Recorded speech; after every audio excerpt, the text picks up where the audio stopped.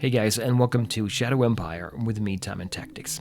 I did finish reading the manual, all 360 pages, so I think I'm ready to start a game, actually. I have not actually finished a game. I played a few rounds, but that is nowhere near to the end of a full game, actually. So let's go ahead and kick one off. So the first thing we have to do is pick the actual planet type we're going to be on. Well, the first thing we're going to do is select the size of the planet. That's going to be normal. And I'm going to go with the Siwa class, which is similar to Earth but less water. Later on this year, 2021, I believe they're going to release a naval expansion. But for now, there's no navy, so there's less water on these planets. Let's go ahead and pick that. History class, I'm not going to pick anything. This basically controls if the game is going a certain direction. I'm going to skip that for now. And then I'm doing something that's different than from what most people do, I think. I'm going to pick Drop Me in a Game now. That means we're going to skip over all the planet generation stuff that you can do. It's still going to happen in the background. The computer will generate it, the game will generate it, but I won't actually know what the planets, how it works, how it's set up. Well, I know some of it. When we get in there, we can look at a few reports, but not to a great detail, maybe. Okay, and then we're going to have a fog of war turned on, so it's going to be a complete fog of war. We're not going to know anything outside our immediate area. We're going to have a small start, so a city-state start with a militia army only. No story modules, because I don't know them. Tech level is going to be tech level 3. We're going to start at the very beginning. If the planet supports it, we are going to allow Air Force, so air units. Development speed will be slower, so we'll take our time going through the tech tree. We're going to start with only the Supreme Command Council, bringing us or building up to all of the councils later on. And the difficulty level is going to be regular, but I'm going to give more time for the AI to think. And that's it. Now, behind the scenes, the game is generating all of the aspects there that you normally generate yourself for the planet, which you can do. It's a lot of fun to do that. But I want to be completely in the dark for this playthrough. And by the way, I am not going to win. I'm pretty sure of that. It's the first time I'm playing it, but it's going to be fun, I think. All right, let's see what we get. By the way, if you don't like a slower type game, this might not be for you. So in that case, don't feel obligated to watch this. You certainly don't have to. Okay, Empire of Time. So we're going to pick there. And you won't see this pop up here. It doesn't really matter.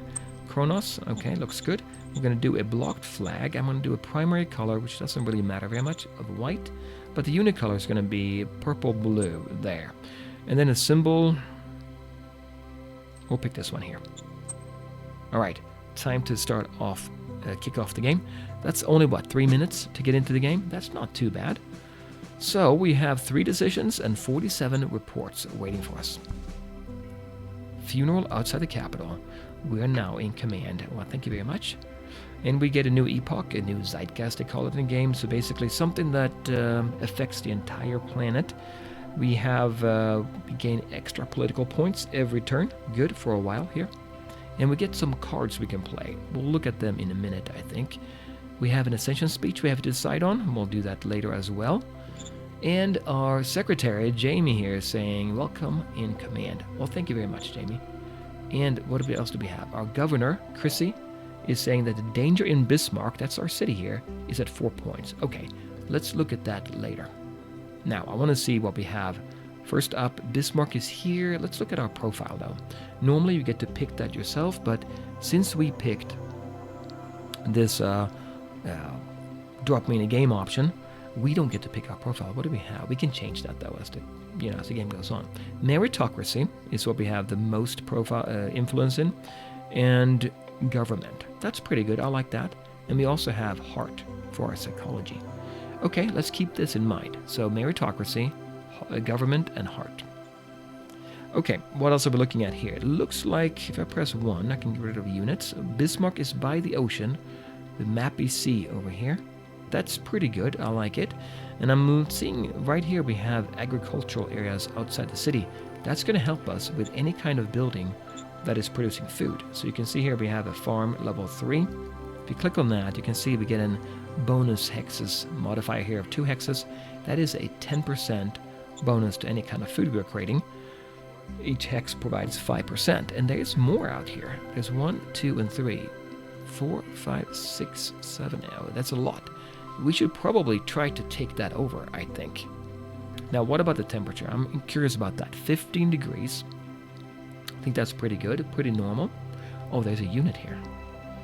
There are no roads. That's unfortunate. We are here, like we said. The city of Bismarck itself, it's built on top of the ruins here. There's 8,000 scavenging points that we could take advantage of. There is actually a private investment that somebody has created here. We don't own it directly, but it's part of our city. Scavenging community, level 1. But there's outside the city, we have one as well. Oh, there's a ton of scavenging points here. 23,000. Here it's only 8,000. Okay, that's very interesting. Outside our city, we have non-aligned forces. Really nobody controls this, but there are going to be units here, and we saw that already. There's something there. And then next to that we have, what is this here? Zandram, that is a minor regime. Unclear, I mean our relationship is 30, we don't know much about them. Okay, that's them here. And then beyond that we have another minor regime, Sepelian. It's a territory. So this is a territory, this is not a territory. I think by designating a territory it means there's no city. Whereas this one here, the Zandram, they will have a city somewhere, but there's no road to get there, so we don't know exactly where it is. Now it's an open plains here. It looks like tanks, armored units would be helpful. There are some trees here too, though. Heavy forest over there. Interesting. Okay, now let's go and jump into the planetary view. Let's get an idea of what the planet is about. This is all we will know about the planet. Lanano Major is the name of the planet. Respiratory hazards, nothing. It's perfectly breathable for us. That's good. We don't need any filters because of that. Biohazards, there's no microbes in the air. That's also good. Still no filters required. We can grow terran plants here. Perfect. That is very good. But no alien plants are suitable for us to eat. Okay, that's fine. There's no problem with the rain. No problem with oxygen. There are regular trees here. Earth-sized trees. Unfortunately, very few heavy elements. I think we're going to have a problem finding places where we can put in mines and things like that. We may have to rely on all of these ruins that's laying around. Hopefully there are ruins here. What else do we have? Well, our our secretary, Jamie here, is saying, Jamie Brown is saying that we should use terran plants open sky farming. We don't need to have domes where we farm. That makes sense to me. And then he's also saying that his advice is to do propeller jet aircraft. Okay, sounds good. Yeah, that is excellent. Yeah, it sounds great to me.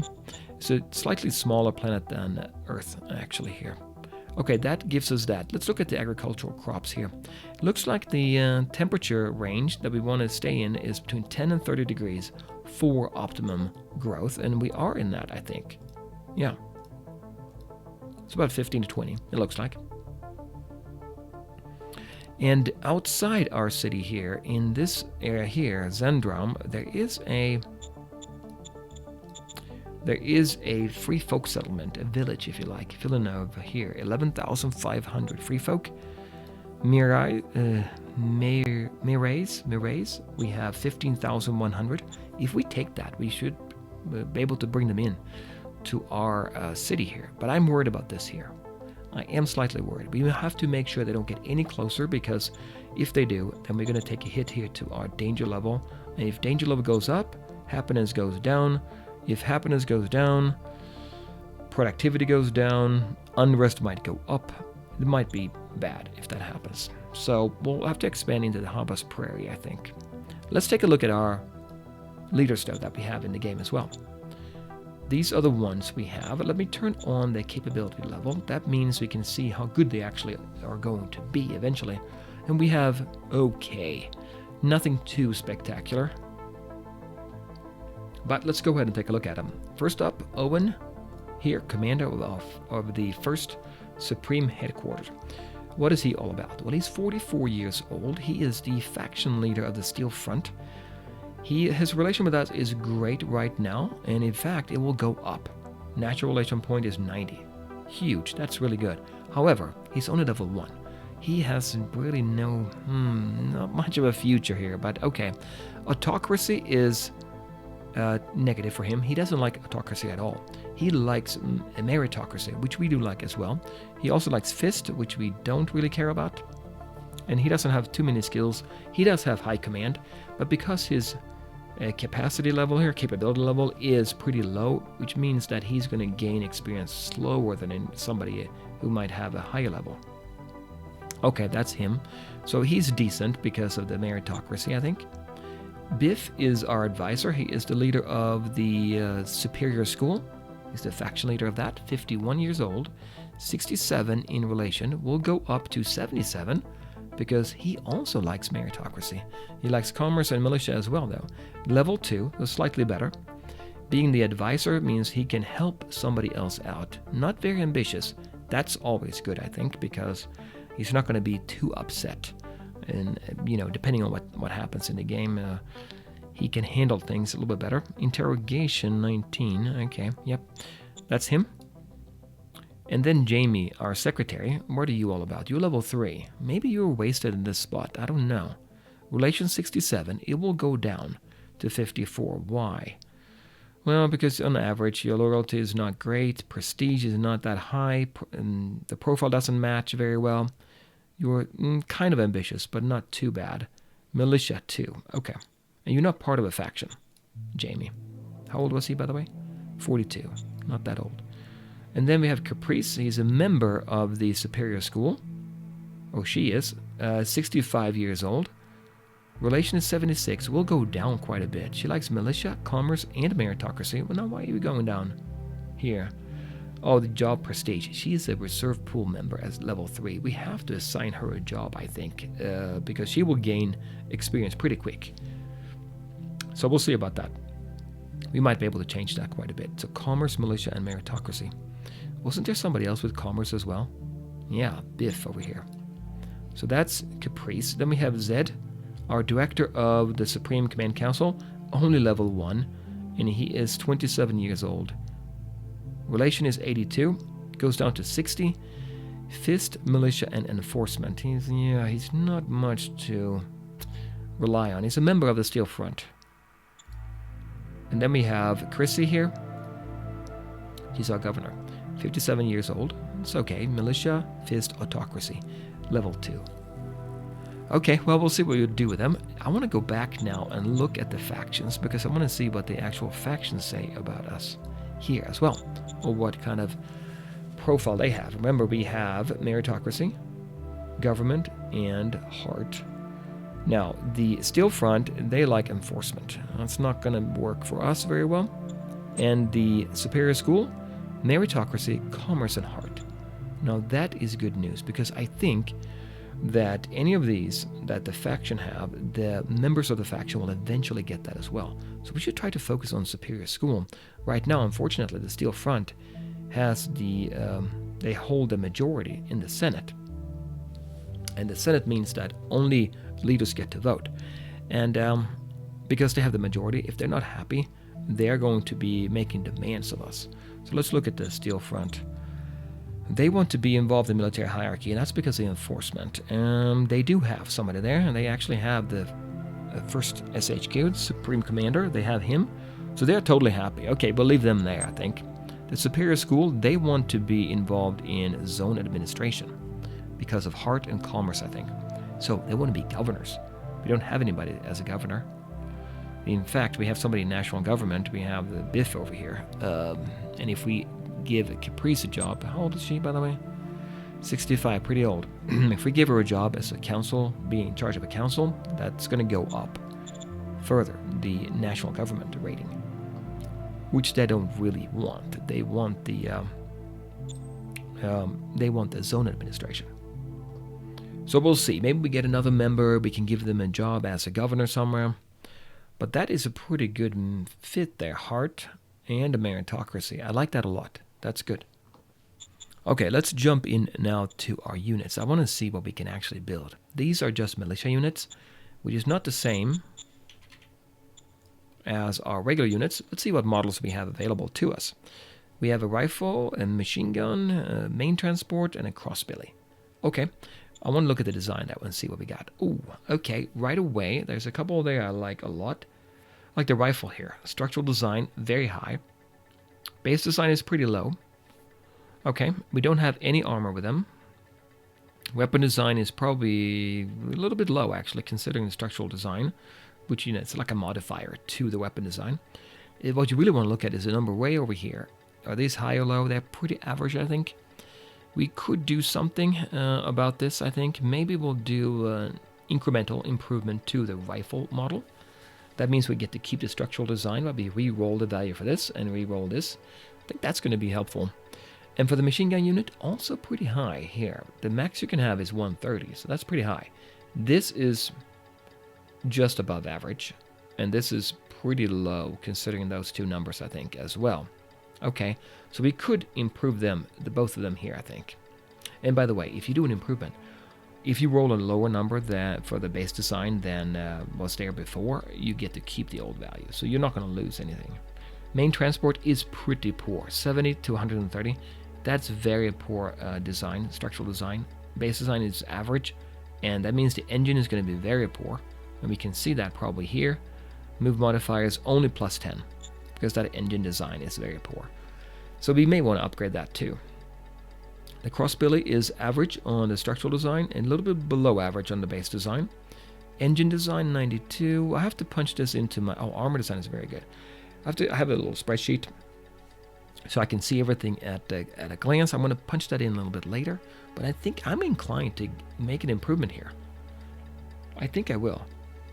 And the way to do that is to get a model design council. We might want to go for that right away. Remember, we also have enemies, I think enemies anyway, right down here. Okay, now that we know that, what do we need to do? Well, a couple different options we have here. I think what we need to do, we need to expand out and take the agricultural area here. Also, we have to decide if we want to build something. We own this plot of land, this ruin over here, and if we build a factory here that takes advantage of this, a scavenging factory, recycling factory, then we can get a lot of benefit from that. Especially since I think we said there was not much, not many minerals in the ground. Okay. But I think we have to kind of rush out here and cut them off here. What do we say? This is part of a non-aligned forces. Yeah, there's nobody here. Here we have Zendrum. Okay. So we have 2 free folk settlements up here. I want to take them as well. How many units do we have? We have 3 mechanized, if you want to call it that. I'm using NATO symbols. You don't have to. You can use little icons if you want to instead. So this is an infantry unit here. The 1st Bismarck Mobile Battalion. And you can see the units right here, by the way. These are nowhere near as good as our units that we can get ourselves. But let's take a look at our strategy or stratagem cards as well. We have 7 nation-related cards. We can recruit junior members, so a new leader, 2 of them if we want. Not going to be very good. We have 2 cards to allow us to increase taxes. That's how you increase taxes. You can't just go in and do it whenever you want. You have to use a card, and the card takes political points, which we gain every month. And then we have one here, a fate card that gives us 1,000 credits. That's actually pretty good. We have one here for 50 political points as well, but we only have 1 fate point. How do we get more? Well, we can use this one here, chemical high. It will give us 2 fate points, but we'll get unrest, 6d10 in our zone. But it might be tempting to do that right away. I might want to do that. If we can get 2 fate points, we can get the political points and we can get the money. Maybe. And we have one zone card, traveling teachers. That will allow us to get a school, which will improve our quality of life, which will improve our happiness, which will improve our productivity, I think. All good things. Okay, well, we'll see what we can do about that later on. Let's get rid of that. What else? Well, we have a couple of decisions to make. Ascension speech here. How we want to go with this here. We have 4 options here. Economy is secondary. Rule of law is paramount. That's enforcement. And if we do that, then we're going to have Zed here. He's going to like it a lot. I don't know about that. He does like enforcement. Or he's going to like it a little bit, +2. Or we can go with a thriving private economy. That will improve our commerce, I think. And who is this? Yeah, that would be Biff, our advisor. He likes that a lot as well. But government is the one we have here. And if I want to further go up the chain of government, that would be very helpful. Okay, so I may want to go for that. 11 would take us up to 59. And if you look at the bullets there, the first bullet says bureaucracy. So at government 40 or turn 3, whichever comes last, is when we get this. So that would be a 40% bureaucratic bonus points. Okay, so in 3 turns we'll get that, it looks like. And state companies, if we get to 50, we are at 50 if we take this option C. That's also good. And then 60, that's pretty good. Now, the way to think about this, though, is that the number you have here, it can only be up to 100 for any group of 2. So if you look at the government and commerce together, it can only be 100. If it goes above 100, it's going to be coming down. So if we are improving government, we have to make sure that commerce doesn't get improved as well. Then both of them is going to go down. And same thing with these 2 here. But I figure we can worry about that later. That's our ascension speech. I'm inclined to go for government. What else do we have? Org decision, yeah. Do we want to add another council? And I'm leaning towards getting a model design council at this point. The first council you get is cheaper, and it gets more and more expensive, but then we can get improvements to our units. We already saw they were not, I mean, we really could get some benefit out of that. And then we have one here, looks like zone decision. Do we want to upgrade our town, level 2? To a big town, level 3. I don't think we want to do that because it makes it harder to do to keep people happy. And the benefit is you can have bigger buildings in the town, but we don't have that many yet, I don't think. If you look here, we can see here that we have only one building right now that belongs to us, and that's a public building. That's a gray outline. That is the High Command level 1. We can upgrade that. So to get to level 3, we need to have a city of level 3, but that's not yet. The private ones, they're not affected by this. There's a farm level 3 already, as you can see. So also, we do have a helium dome here, and a mini reactor gives us 100 energy. And we can see all the values, all the things we're generating here, sitting at the first Supreme HQ here. Okay, so that's what we have to think about. We're going to bring out our units, take command over this general area, and see where we go from here. But that's going to have to do it for now. I have to sit down and think about it a little bit, I think. If you like this game, or if you like this playthrough, give me a thumbs up, please. And I'll come back next time. Any suggestions you have, put them in the comments below. I'll be sure to read them, as I've only read the manual. I haven't actually played the game yet. So I'll come back next time and we'll play more. Bye, guys.